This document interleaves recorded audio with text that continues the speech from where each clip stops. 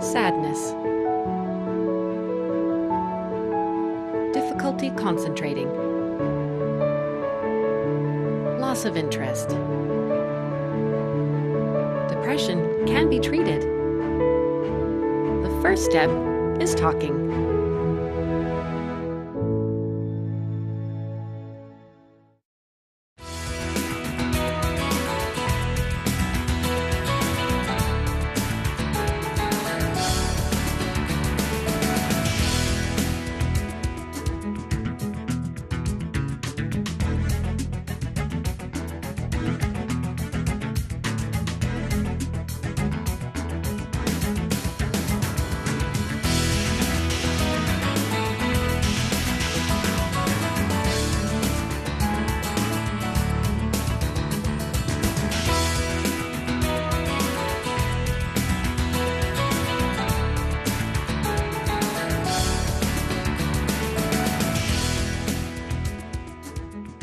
Welcome to Healthy Cleveland. I'm your host, Leah Haslage. Today we're talking pancreatic cancer awareness. Our guest is Dr. Jordan Winter, who is the Division Chief of Surgical Oncology and the Director of Surgical Services with University Hospitals and the Seidman Cancer Center. Welcome, Doctor. Thank you. So before we get into pancreatic cancer, tell us about the pancreas and its function. So the pancreas is an organ that's about the size of your hand, and it sits behind the stomach, and it has two main functions: an exocrine function and an endocrine function. So the exocrine function, the purpose is for digestion, to digest food. And the pancreas makes juices and secretes them into the intestinal tract, mixes with food, and helps with digestion. The endocrine function, meaning those proteins stay in the bloodstream or in the body, is the way we regulate glucose. And diabetics have that disease because they're not able to regulate glucose because of insufficient insulin production or insulin utilization. So the pancreas helps with regulating through hormones glucose levels and helping to digest food. What are some of the diseases and the risk factors when it comes to things with the pancreas?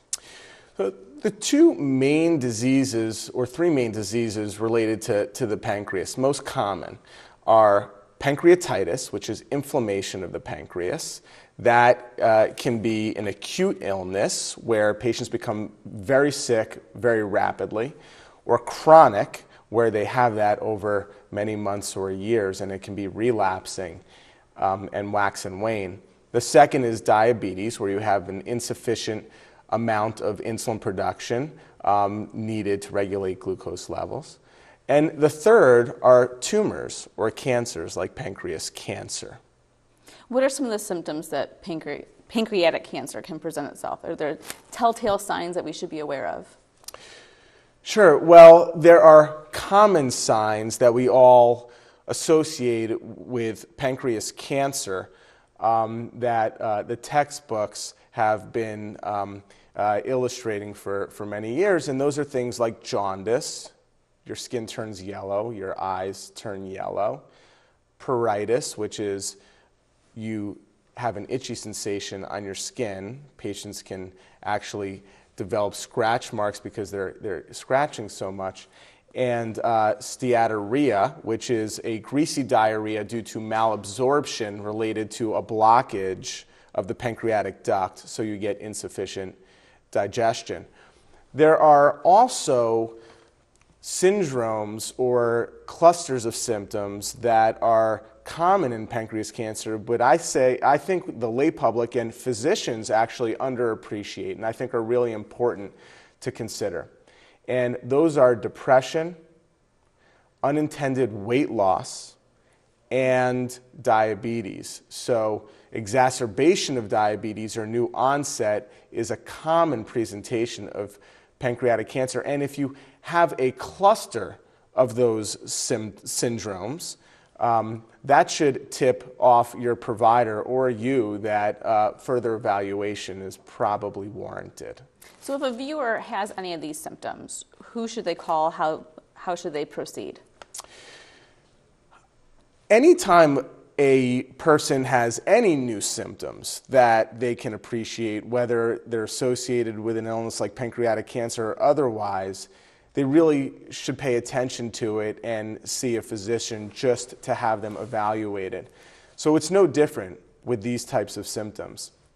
But if somebody notices that they have worsening or new onset of depression, or certainly if they've lost 5 or 10 pounds over a couple of months and weren't trying to, or all of a sudden they're told that they have worsening diabetes, then they should see their primary care physician right away. And usually a basic history and physical and set of labs are drawn. Sometimes they're totally unremarkable and unrevealing. And in those instances, the most important thing to do is to stay with it and not say, okay, clean bill of health, but have a short follow-up and go back to that same doctor in a month or 2 months and make sure that those symptoms have resolved. Because if they haven't resolved, then a next level of investigation is warranted. So viewers should not be WebMDing themselves, is what you're saying? No, they shouldn't. At least they shouldn't rely on that. Actually, there was a really interesting study published a year ago by an investigator at Columbia and Microsoft where they actually were able to predict who had pancreas cancer based on their searches. So there is information on the web, and there's information that can be gleaned based on the pattern of the way people search. But it can't stop there. You need to seek that attention so the actual investigation and diagnosis can be pursued. So once you get to the doctor and you see the doctor, how is pancreatic cancer diagnosed? It always starts with a history and physical because these symptoms are so important. In terms of risk factors, that's also an important consideration. And the most well-established risk factors for pancreatic cancer are smoking, like it affects so many other tumors, but smoking is probably the biggest one. Excessive alcohol use, a history of pancreatitis, and a family history of cancer, specifically pancreas cancer, but pancreas cancer can actually travel in families with certain other cancer types. It's hereditary. So it is hereditary in 10% of cases. So it's not hereditary in 90%. So most of them are sporadic. That is, you're the only patient in your family with this disease. But all those things are very important to elicit from the history. Once we get the history and physical, the next course of action in terms of the evaluation are labs. There are certain lab abnormalities that are fairly typical and somewhat unique for pancreas cancer. The head of the pancreas has a bile duct running through it, and when that bile duct gets obstructed, bile can no longer flow into the intestine and backs up, and certain chemicals rise in the blood, like bilirubin and certain abnormalities of the liver. So we always look for those. They're tumor markers that the cancer can express and secrete into the blood. And so we test for those. The one for pancreas cancer that is most reliable is CA19-9. It's a protein made by the cancer. So it's not a great screening test, but we do draw it as a baseline. And if it's elevated, it does warrant further evaluation. And then imaging. And our gold standard is a CAT scan of the abdomen and pelvis, and then we stage with a chest scan to see if there's any spread. And that gives us really good resolution to look for any abnormalities in the pancreas and see if there are any other structures involved if there is a tumor. We're going to take a quick break, but when we return, we're going to talk more about pancreatic cancer and the treatment options that may be available. We'll return to Healthy Cleveland in just a minute.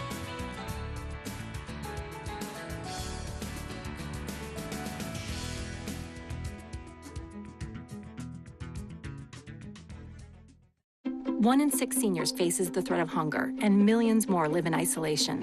America, let's do lunch. Drop off a hot meal and say a quick hello. Volunteer for Meals on Wheels by donating your lunch break at americaletsdolunch.org.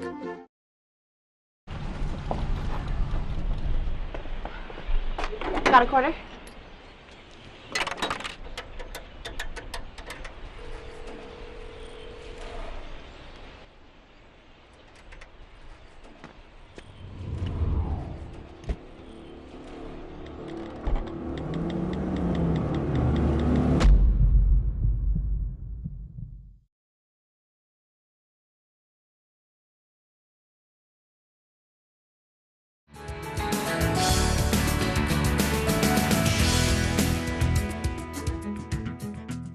Welcome back to Healthy Cleveland. I'm your host, Leah Haslage. Today we're discussing pancreatic cancer awareness. Our guest is Dr. Jordan Winter, who is the Division Chief of Surgical Oncology and Director of Surgical Services with University Hospitals and the Seidman Cancer Center. Welcome back, Doctor. Thank you. So pancreatic cancer, we just discussed, going to see the doctor, and if you happen to be diagnosed then with the cancer, is it treatable? What are the next steps?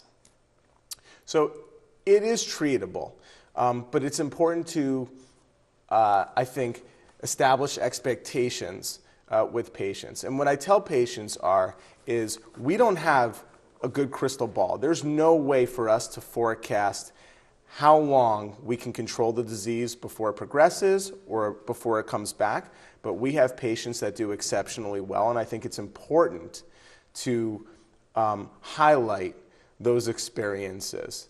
And I'm thinking of a patient that just texted me last night who I operated on almost 5 years ago with a pancreas cancer where it was widely spread in his lymph nodes, and we removed it. He had multiple rounds of chemotherapy and participated in a clinical trial and had a remarkable response. So there's always hope for exceptional treatment responses, and I think that's an important message.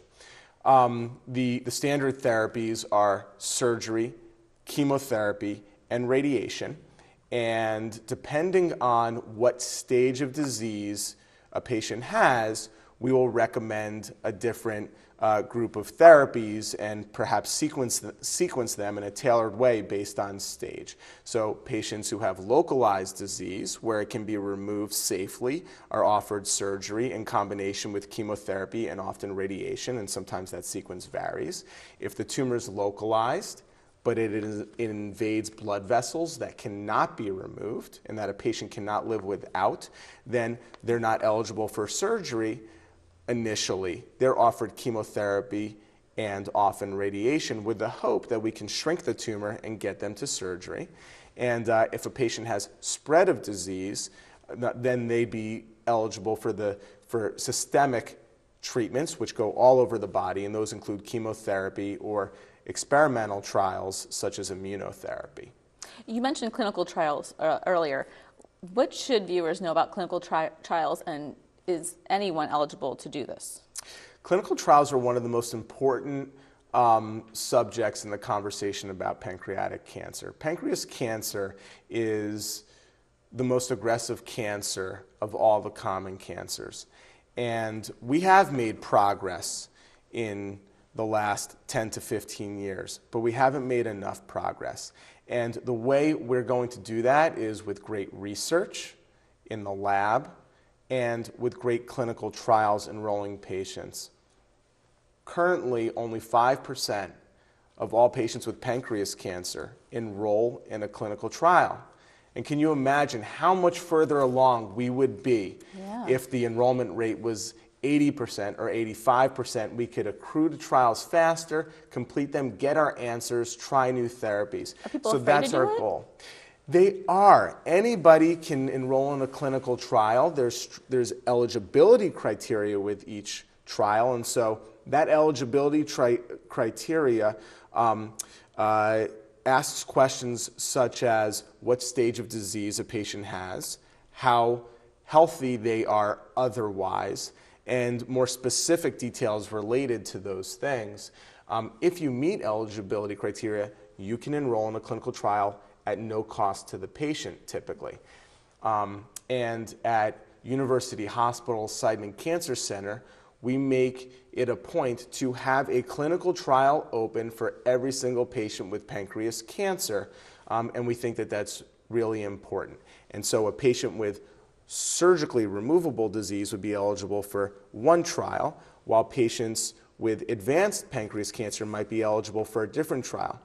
But it's also important for patients to realize that we have lines of therapy for pancreas cancer. So we have our first choice combination chemotherapy and our second choice, and we call those lines first line, second line. And for clinical trials, those clinical trials are tailored the exact same way. There are first line chemotherapy trials for patients who have not had any treatment before. second-line chemotherapy trials for patients who have had one line of chemotherapy before. And so they're very particular in how they're constructed. But I think it's important for patients to think about enrolling for clinical trials for a couple of reasons. First, we need patients to join the mission in order to advance the disease. Secondly, I think that patients on clinical trials actually have an element of care that is superior to patients off of clinical trials because they have more eyes on them at all times. They're highly regulated, and they have a research coordinator who is holding their hand every day through the trial and making sure that things are on track and paced well. And the third reason, this is what every patient hopes for, is miracles do happen, and they happen on clinical trials. And probably because you said there's so many eyes on you helping along the way. So with UH's Seidman Center, what special services are available for patients? So the first thing I think of always is the compassion that our doctors and our nurses communicate and convey to our patients. I joined this institution because I saw that when I visited, and I think that is really the hallmark of the Seidman Cancer Center. And I think patients, they should expect to feel that, and they do feel that when they come to us. So I think that's number one. Mm-hmm. But in addition, I would highlight our clinical trials. That's really important, and I think patients want to know what the clinical trial offerings are for them. And I have become very excited about our integrative medicine offerings. And in fact, I just met today with the director of our Integrative Medicine Institute, and tomorrow I'm ordering music therapy for the 2 patients I operated on yesterday. So I think things like music therapy, massage, acupuncture, meditation, these are elements that I think patients can benefit from, things that we want to study further, and things we offer at Seidman. That makes it unique for the community then. It does make it unique because these aren't areas that are of medicine that are commonly offered, and I think to have them offered at an academic medical center increases the impact because you're getting all the other aspects of oncologic care associated with that, an opportunity for us to follow how those are truly integrated together, and are an opportunity for us to learn and see which ones work better and which ones don't.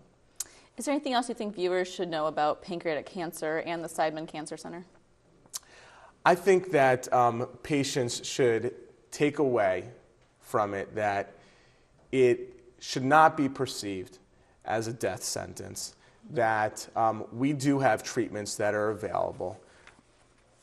It's worth highlighting that a recent trial was presented at our major cancer meeting last spring where the 5-year survival with resectable pancreatic cancer increased from just under 2 years to 5 years. Wow. Because our oncologists are better at treating with multiple chemotherapies and doing it safely.